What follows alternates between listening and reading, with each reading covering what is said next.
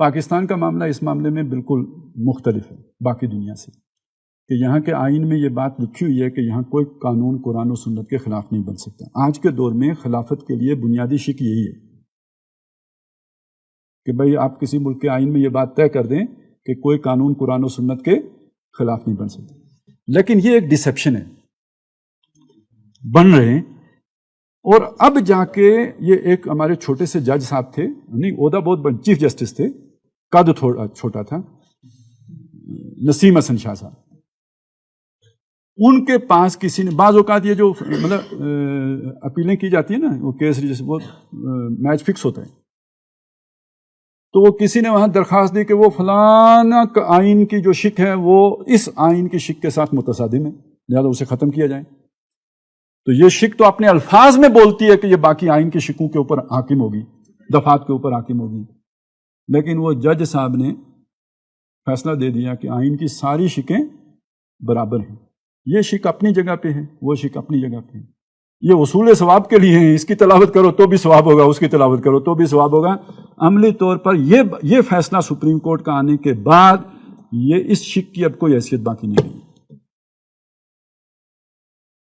اب یہ منافق کا کلمہ ہے، کلمہ تو وہ بھی پڑھتے ہیں، لا الہ الا اللہ محمد رسول اللہ،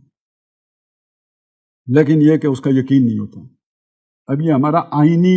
نفاق ہے جو اس شک کی صورت میں موجود ہے۔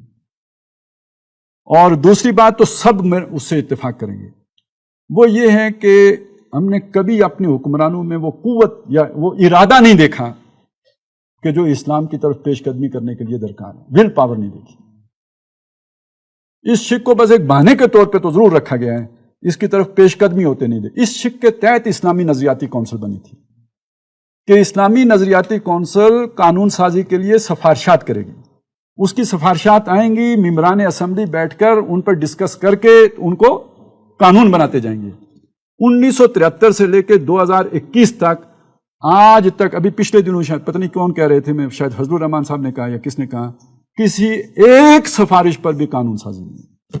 اس سے آپ اس ول کا اندازہ لگا۔ وجہ اگر اس طرف پیش قدمی شروع ہو جائے تو آپ کا پورا سٹرکچر ہی بدلنا پڑے گا، آپ کو جاگیرداری ختم کرنی پڑے گی،